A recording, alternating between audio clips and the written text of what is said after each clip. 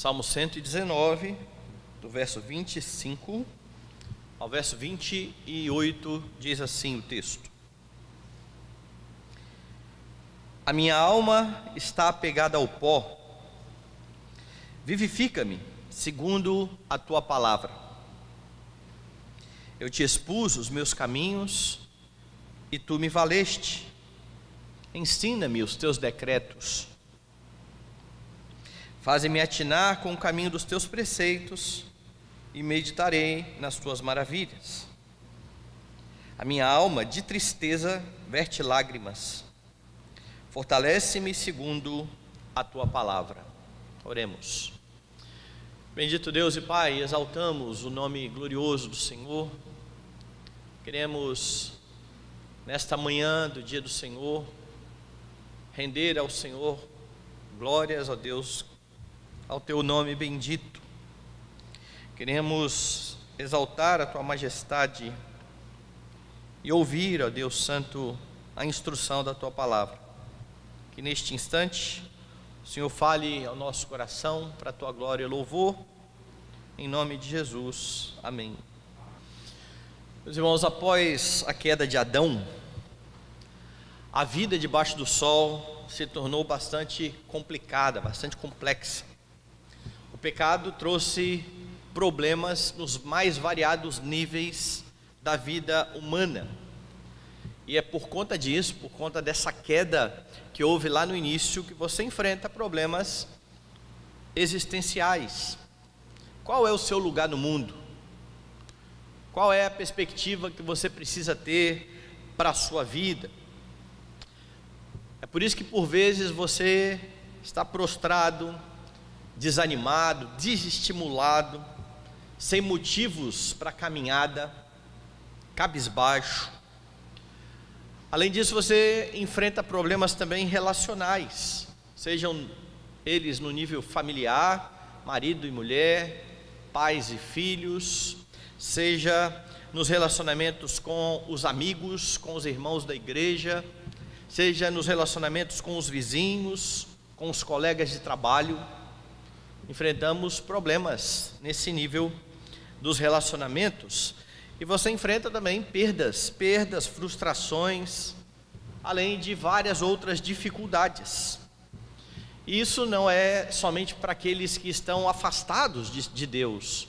Aqueles que também estão em Cristo passam por isso, porque estar em Cristo não é a garantia de que você vai viver uma vida sem problemas e sem dificuldades. Entretanto, estar em Cristo garante que você não está sozinho na sua caminhada. Você tem textos da Escritura que vão falar isso de forma bem clara. Jesus prometeu isso à sua igreja: eis que estou convosco todos os dias. O Salmo 23 nos afirma que o bom pastor está conosco, ainda no vale da sombra da morte. A presença de Cristo, ela é real na vida dos filhos de Deus. E é por isso que nós podemos enfrentar os problemas e dificuldades ao lado do nosso Redentor. O texto que nós lemos aqui é o texto da quarta parte, da quarta sessão do Salmo 119. Nós estamos vendo que o Salmo 119, ele foi escrito numa forma acróstica. Estes 8 versículos desta parte do Salmo iniciam com a quarta letra do alfabeto hebraico, a letra Dalet. Nós lemos aqui os 4 primeiros versículos, e nesses versículos você aprende sobre como enfrentar as dificuldades da vida. É isso que você tem aqui nestes 4 primeiros versículos desta sessão do Salmo: como enfrentar as dificuldades da vida.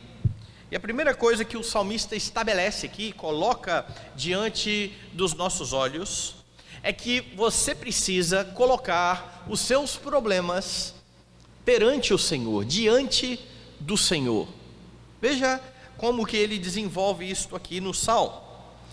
Você olha para estes 4 versículos e sabe que o salmista está de fato passando por dificuldades, passando por problemas complicados na sua vida. Você nota isso ao atentar para as expressões que aparecem aí, por exemplo, verso 25: a minha alma está apegada ao pó. A minha alma está apegada ao pó. Essa expressão aponta então para o desespero em que vivia este homem neste momento, por conta da dificuldade em que ele se encontrava. Você não sabe qual é a dificuldade, mas você sabe que ele se encontrava num problema bastante grande, que trazia muito peso à sua vida. E o peso era tamanho que ele então está se comparando aqui àqueles que estão prestes a morrer, que estão prestes a ir para o pó. Ele está quase então sem esperança na sua vida. A minha alma está apegada ao pó. A minha alma está como a daqueles que já estão caminhando para a sepultura. Então, por mais que você não saiba qual é o problema, você sabe que é um problema complicado. Você sabe que é uma situação bastante difícil. Mas há outra expressão aqui que aponta para esse tormento em que o salmista estava vivendo. Está lá no verso 28. A minha alma de tristeza verte lágrimas. Então veja, no verso 25, a minha alma está apegada ao pó. No verso 28, a minha alma de tristeza verte lágrimas. E aí a ideia aqui é que a sua alma estava sendo consumida, sua alma estava se secando por conta das suas lágrimas, por conta da sua tristeza, o que nos leva a entender, a compreender que não era uma tristeza pontual. Você passa às vezes por momentos de tristeza pontual. Você tem momentos na sua vida em que você se encontra triste. Mas o salmista parece falar aqui de algo que vem se arrastando pela sua vida, a ponto da sua alma quase se secar por conta das muitas lágrimas. Não havia mais alegria no coração do salmista, não havia mais satisfação. O que havia aqui era dor, tristeza, desespero. O problema é grande. Possivelmente você já deve ter enfrentado situações assim, situações bastante difíceis, que te levaram ao desespero ou quase ao desespero. Talvez seja assim que você se encontre atualmente. Talvez a fase da sua vida que você está vivendo neste momento da sua vida seja exatamente parecido com este do salmista, em meio às dificuldades, o que vai tirando do seu coração a esperança, o desejo de caminhar, que leva você muitas vezes a essa tristeza contínua que diz aqui o salmista, que leva você a olhar para a vida como quem não tem esperança e dizendo: só me resta agora a morte, não há nada mais que possa acontecer.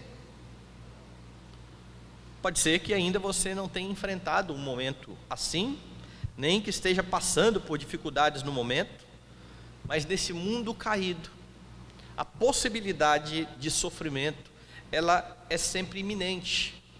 Nenhum de nós está isento disso. Nenhum de nós pode olhar para a vida e dizer assim: olha, eu nunca vou enfrentar esse tipo de situação, eu sou crente. O salmista é crente. O salmista crê no Senhor. O salmista tem no Senhor a sua fé, mas ele se encontra nesse instante sem esperanças. Então olhe para o salmista e entenda que momentos assim não são exclusividade de não crentes, e também não são uma exclusividade de servos de Deus no passado. Cristãos sofrem, cristãos sofreram, cristãos sofrem, cristãos continuarão sofrendo, até que o Senhor restaure todas as coisas. O sofrimento é uma realidade que está diante de nós, podemos ou não enfrentar. Entretanto, se é verdade que as dificuldades por vezes vão tentar você a perder a esperança, tentar você a chegar no nível que está esse salmista, dizendo: a minha alma está apegada ao pó. As Escrituras mostram que você tem um Deus a quem você pode recorrer, e ainda que este homem esteja quase sem esperanças, ainda que a sua alma esteja se secando, ele está orando a Deus, um Deus que está acima de todas as coisas, e que por meio de Cristo e por causa da intercessão de Cristo, nós lemos agora há pouco sobre esta intercessão de Cristo, o nosso sumo sacerdote, que pode compadecer-se das nossas fraquezas, porque tal como os seus filhos, os seus irmãos, ele também sofreu, ele também passou por momentos assim. Ele intercede em seu favor, ele está à destra do Pai, intercedendo continuamente pelos seus filhos. Ele ouve o seu clamor, e é por isso que este homem está orando, e é por isso que você precisa colocar diante do Senhor o seu sofrimento.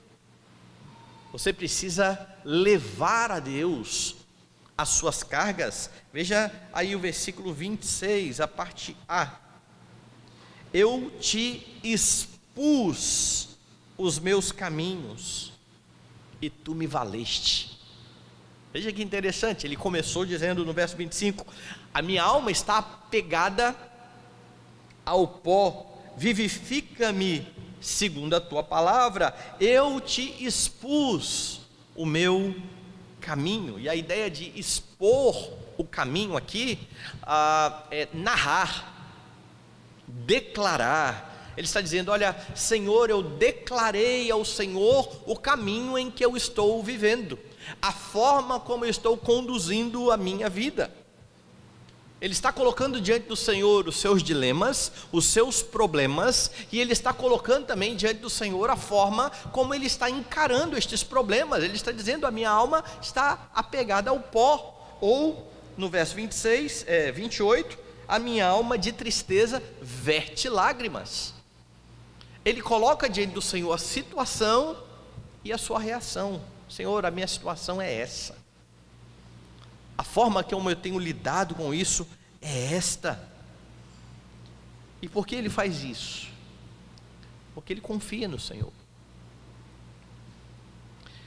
Ele sabe que o Senhor é um Deus que está atento ao seu clamor. Ele conhece o Deus a quem ele está dirigindo a sua oração, e é por isso então que ele expõe o seu caminho, a sua forma de andar, como ele tem vivido diante do Senhor e mediante os seus problemas. Ele coloca toda a sua queixa diante do Senhor, suas tristezas. Deus está olhando a sua aflição, e ele não se envergonha de colocar isso diante de Deus. E isso é importante, porque nós vivemos tempos em que muitos crentes têm vergonha de falar a respeito da sua condição e de dizer: Senhor, está muito difícil, Senhor, está muito complicada a situação, Senhor, eu não tenho dado conta. Muitos crentes acham que o tempo todo eles têm que se manter como se fossem inabaláveis em sua fé, sendo que só existe uma pessoa inabalável em sua fé, somente o Senhor Jesus Cristo. Quanto a nós, o outro salmista vai dizer: pois Ele conhece a nossa estrutura e sabe que somos pó. Deus sabe o quanto nós podemos suportar. É por isso que Ele está expondo o seu caminho diante do Senhor, e não se envergonhando de colocar toda a sua queixa e a sua tristeza. Mas após colocar a súplica diante do Senhor, ele afirma que ele tinha sido ouvido pelo Senhor. Veja o verso 26 aí, mais uma vez: eu te expus os meus caminhos e tu me valeste. Eu coloquei diante do Senhor a minha aflição e o Senhor me ouviu. Essa é a ideia aqui de e tu me valeste. Ao colocar diante do Senhor toda a minha vida o Senhor me escutou e o Senhor me respondeu. A ideia de valer não é só ouvir, mas ouvir e responder, ouvir e agir em favor. O salmista está orando porque ele tem certeza de que o Senhor o ouve.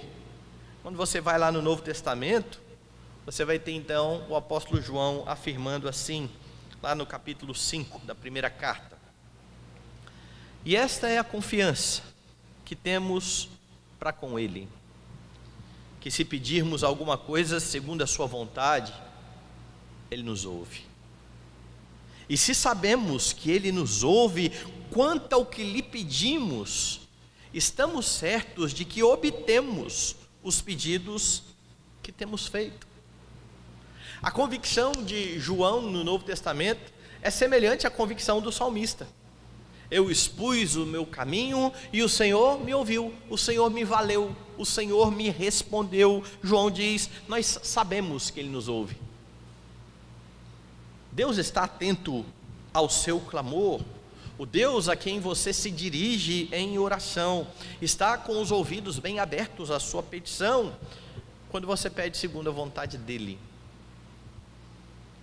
Quando você procura andar de acordo com os seus caminhos, então não tenha receio de colocar diante do Senhor as suas aflições. Não tenha receio. Afinal de contas, Ele sabe pelo que você passa. Segundo Jesus, Ele sabe o que você necessita antes mesmo de você pedir. Entretanto, Ele ordena que você peça. Quando Jesus ensinou os seus discípulos a orar, Ele disse: olha, vocês vão orar desta forma: Pai nosso que estás nos céus, santificado seja o teu nome, venha o teu reino, seja feita a tua vontade assim na terra como nos céus. Jesus está dizendo: olha, ao orar, tenha plena convicção de que o Pai que está nos céus, o Pai Santo que está nos céus, vai realizar a sua vontade. Mas peça: o pão nosso de cada dia dá-nos hoje. Perdoa-nos as nossas dívidas, assim como nós perdoamos os nossos devedores. Não nos deixes cair em tentação, mas livra-nos do mal. Jesus então estimula os seus filhos a colocar diante do Pai Santo, do Pai Bendito, toda a sua petição, porque nós sabemos que Ele nos ouve. Então, diante das suas dificuldades, abra o seu coração diante do Senhor, como está fazendo aqui o salmista. A minha alma está apegada ao pó, a minha alma está de tristeza, verte lágrimas. Coloque diante do Senhor a sua aflição, sabendo que por causa de Jesus, que se deu na cruz por você, você tem livre acesso ao soberano Senhor. E esse é um privilégio grandioso. Às vezes os crentes, diante dos seus problemas, começam a pensar nas possibilidades. Quem que pode me acudir nesse instante? Quais são as minhas opções?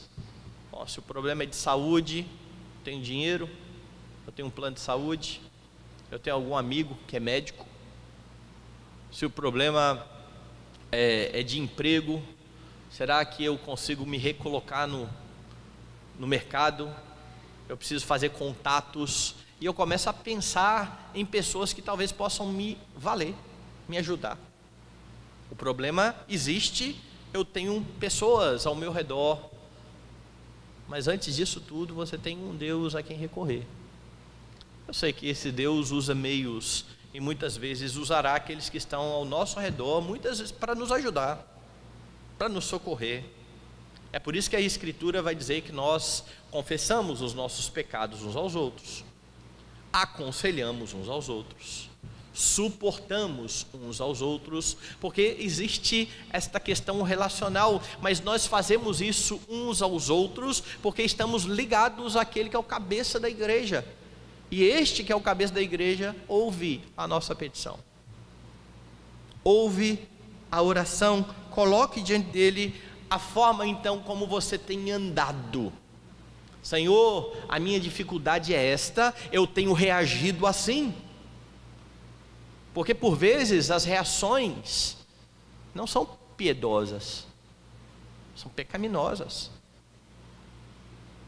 Ficamos ansiosos, falta de confiança em Cristo, ficamos irados,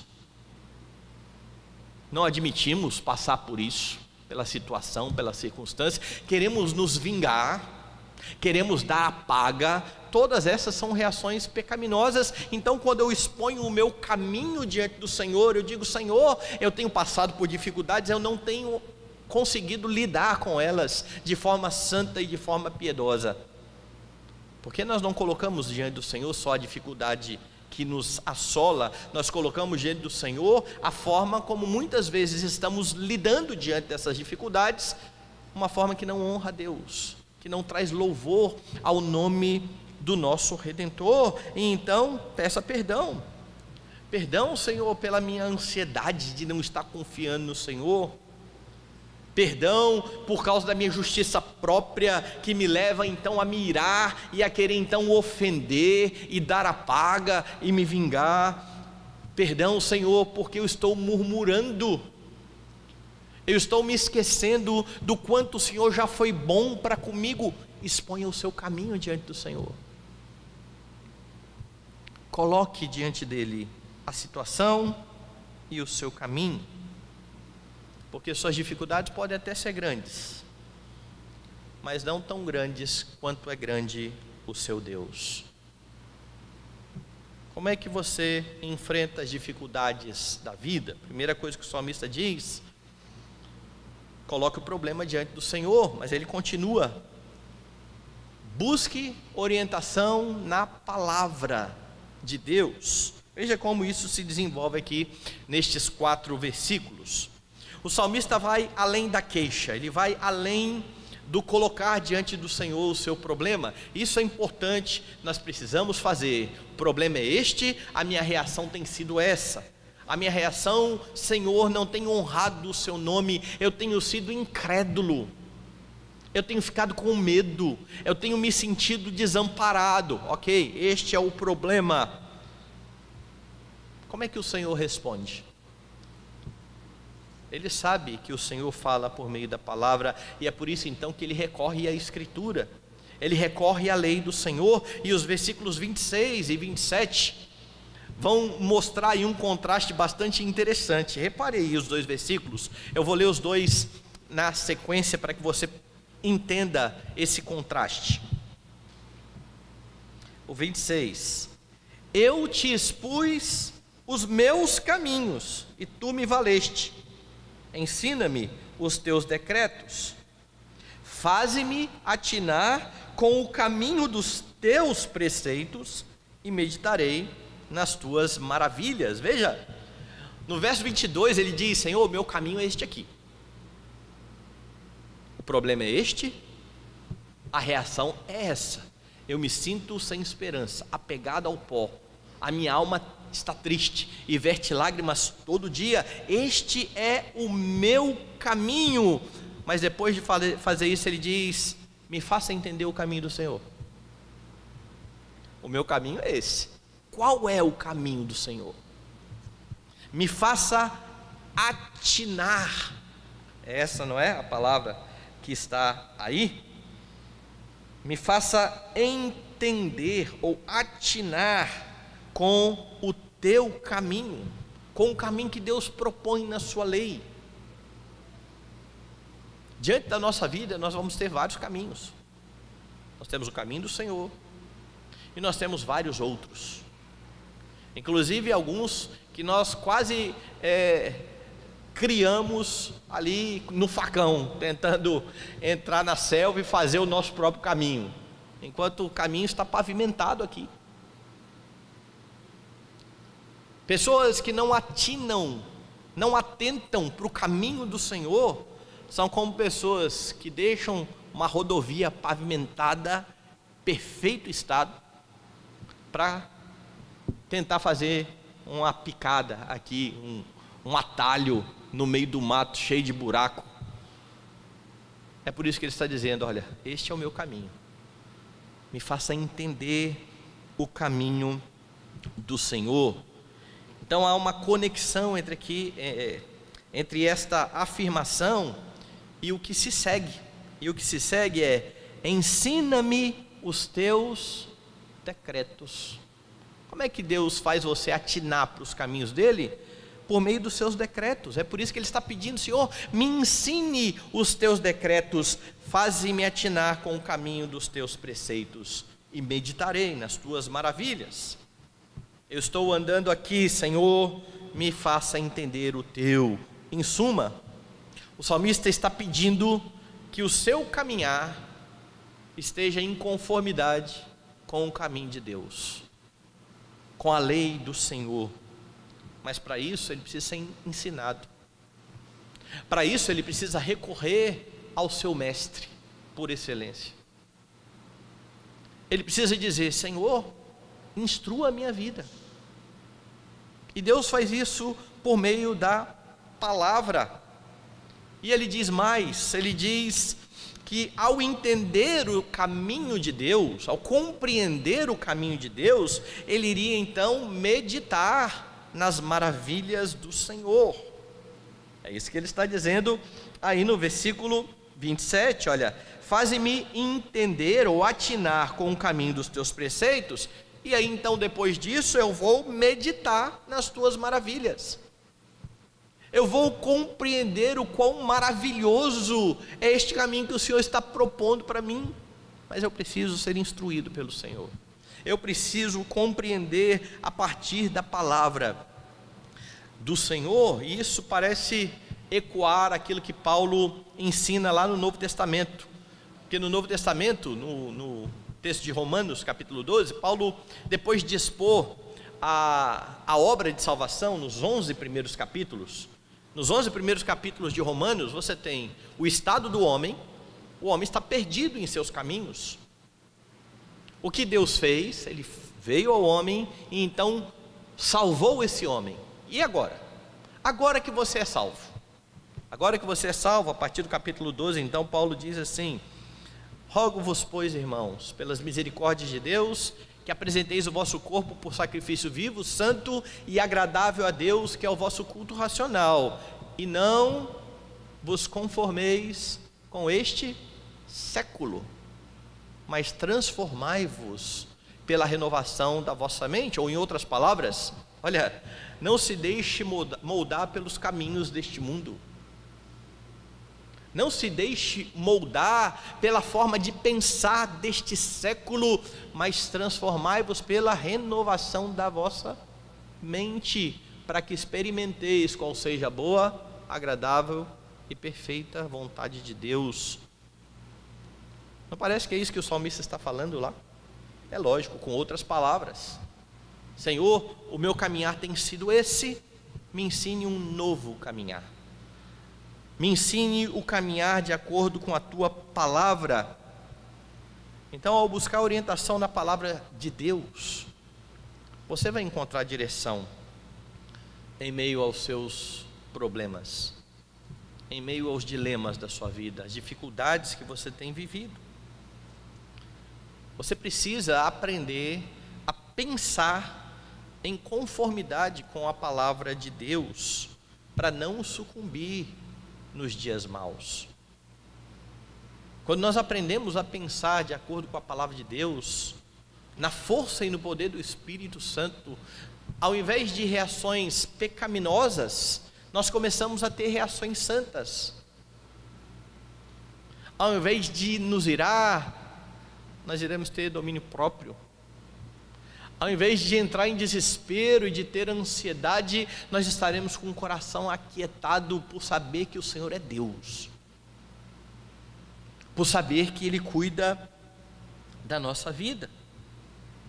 Se você quer andar de modo digno do Evangelho, e essa é uma ordem que você tem no Novo Testamento, você precisa atentar para a palavra do Senhor e buscar no Senhor orientação.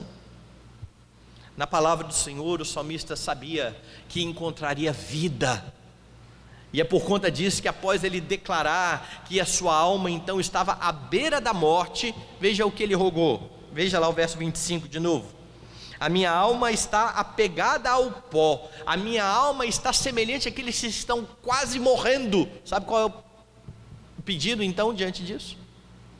Vivifica-me segundo a tua palavra.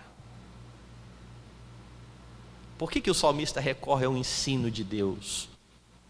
Porque ele sabe que Deus é aquele que pode vivificar a sua vida, que está quase indo ao pó, apegada ao pó.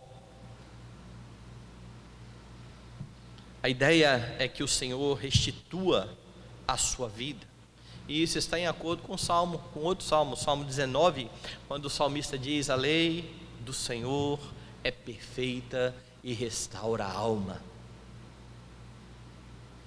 Você precisa recorrer a essa lei, ela restaura a alma, e o pedido do salmista é que Deus faça isso, não porque ele merece, ele não está dizendo: Senhor, faça isso porque eu mereço, mas faça isso segundo a tua palavra. Deus tem promessas na palavra de cuidado para com a sua igreja, para com os seus filhos, e Deus não volta atrás na sua palavra. Há algo bastante importante aqui para que você note a respeito da fé, porque lá no caso do Antigo Testamento, eles têm fé no Messias que virá. No seu caso, você tem fé em Jesus, o Messias que já veio e que se deu por você. Quando você se apresenta diante de Deus, não é segundo o seu merecimento, mas segundo aquilo que Cristo fez, segundo a obra do seu mediador. E aqui então tem algo interessante, porque a parte de Cristo, longe de Cristo, a lei traz condenação aos homens. Os homens estão debaixo da maldição da lei. Em Cristo, a mesma lei que traz maldição ao pecador vivifica a alma. A lei é a mesma. É por isso que Paulo consegue olhar para essa lei, que ele diz que traz condenação ao homem, e dizer que essa lei é boa, e o mandamento é santo, justo e bom. Parece que as duas coisas não encaixam, certo? Como é que a lei pode servir para que todo mundo calhe a boca e todo mundo seja culpado diante de Deus, e ao mesmo tempo ela seja algo bom? É porque longe de Cristo, a lei traz maldição. Em Cristo, que cumpriu a lei vivifica a sua vida. Salmo 19: a lei do Senhor é perfeita e restaura a alma. Então, a parte de Cristo, a lei traz condenação e morte. Em Cristo, a lei vivifica a alma. Não é sem razão então que Jesus afirmava aqui que Jesus mesmo afirmava que as palavras que ele dizia eram espírito e vida. Era assim o ensino de Jesus: as palavras que eu digo são espírito e vida. Então aí em Cristo, esta lei que condenava a sua vida é agora para você a lei da liberdade. A lei a qual você estava debaixo do jugo por causa do pecado, se torna a lei da liberdade, do caminhar correto diante do Senhor, como diz Tiago. Ou seja, você tem direção por meio da Escritura. No verso 28, após confessar o estado de tristeza da sua alma que se secava, veja qual é o pedido: a minha alma de tristeza verte lágrimas, fortalece-me segundo a tua palavra. Mais uma vez, segundo a tua palavra. É na Escritura, meus irmãos, que vocês encontrarão força para permanecer firme na adversidade e em meio às dificuldades. Não há outro caminho, não há outra fonte a fim de fortalecer a sua alma. É por isso que Jesus, depois de explicar a sua lei, lá no Sermão do Monte, terminou ali no Sermão do Monte dizendo: quem ouve estas minhas palavras e as pratica, será como um homem prudente, que edificou a sua casa sobre a rocha. Ele permaneceu então inabalável diante das dificuldades. Entretanto, aquele que ouvia a sua palavra, mas não colocava em prática, seria como o tolo, o insensato, que vai lá na areia e tenta firmar a sua casa. Na primeira dificuldade, a casa rui, a casa não aguenta. Jesus, que é a própria palavra que se fez carne, deu a você a sua lei, a fim de que você viva de uma forma que honre a Deus, a fim de que você consiga responder às circunstâncias da sua vida de forma piedosa. As dificuldades não vão necessariamente ser retiradas de você, mas você dirá que ainda que a figueira não floresça e nem que haja fruto na vide, e que o produto da oliveira minta e que nos currais não haja gado, você vai se alegrar no Senhor. Veja a diferença dessa atitude para a atitude que o salmista está dizendo aqui: a minha alma está apegada ao pó. O problema é esse aqui, e a minha alma está apegada ao pó. A minha alma está triste, verte lágrimas. Para Abacuque: eu me alegro no Senhor. Abacuque era mais crente que o salmista? Não, ele tinha os seus pecados, mas naquele instante ele consegue olhar para a Escritura, para a palavra do Senhor. E esse é o nosso problema. O nosso problema é por tirar os nossos olhos da palavra do Senhor. É por isso que este homem que está aflito pede: me ensine, firma aí os meus pés na palavra. E no poder do Espírito você então pode agora buscar orientação na palavra. Quando você faz isso, você encontra. Você olha para a Escritura a fim de buscar sabedoria, e quem pede sabedoria a Deus recebe liberalmente. Mais ainda, você está habilitado a cumprir a Escritura para a glória de Deus. Você foi libertado da maldição da lei, e a lei se tornou para você a lei da liberdade. Eu não sei se você passa por dificuldades, se você enfrenta dificuldades neste momento da sua vida, mas esse texto ensina como enfrentar as dificuldades da vida. Primeiro, você coloca os problemas diante do Senhor, e aí você precisa trazer à sua mente que o seu Redentor, o próprio Jesus Cristo, nos dias da sua aflição no Getsêmani, quando disse que a sua alma estava profundamente triste até a morte, se colocou diante do Pai em oração, colocando diante dele a sua súplica e buscando a sua direção, quando diz: contudo, não seja o que eu quero, e sim o que tu queres. Jesus sofreu aflições. Sabe qual a diferença? Ele não pecou.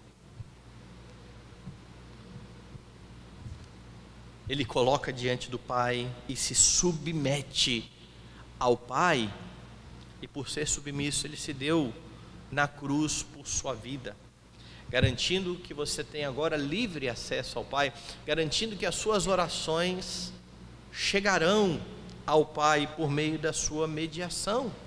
É por causa dele que você pode colocar cada problema, cada dificuldade, cada aflição diante do Senhor, que vai ouvir, porque ele intercede por você.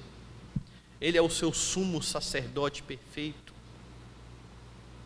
Ele conhece a sua aflição, porque foi tentado em todas as coisas à semelhança do que você é, mas sem pecado.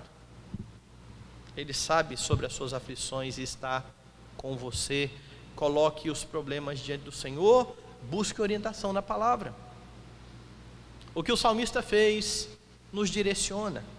É a Escritura que você deve recorrer. É nela que você terá direção, conforto e consolo. A palavra faz isso. Ela conforta, ela consola, ela confronta. Ela traz a alma de volta para Deus. Ela sonda os pensamentos e os propósitos do coração. Ela é útil para o ensino, para a correção, para a admoestação da justiça, a fim de tornar você, homem de Deus, perfeito, perfeitamente habilitado para toda boa obra. Ela é inspirada pelo Senhor e perfeita.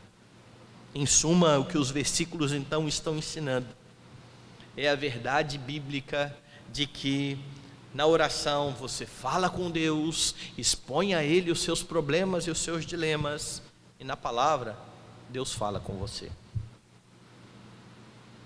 Quem ora, mas não busca direção na Escritura, é como se chegasse diante de um amigo, expusesse todos os seus problemas, e na hora que o amigo dissesse assim: bom, eu acho que você virasse as costas e fosse embora. Pronto, foi lá, falou, desabafou. Não, escute. Mas Deus não vai falar para você na oração. Deus vai falar com você pela Escritura. Ore, abra a Escritura, busque direção. Conte então com estas bênçãos que você tem no momento de dificuldade, porque Jesus é o sacerdote perfeito que garante a você que você será ouvido, mas Jesus é também o grande profeta que fala ao seu coração por meio da sua palavra. Além disso, Ele é o Rei que governa todas as coisas e que garante que nenhuma das suas circunstâncias está fora do seu controle. Cristo e a sua mediação por meio dos seus ofícios garante então a você certeza de ser ouvido, direção pela palavra, consolo e conforto ao coração, por saber que Ele controla todas as coisas.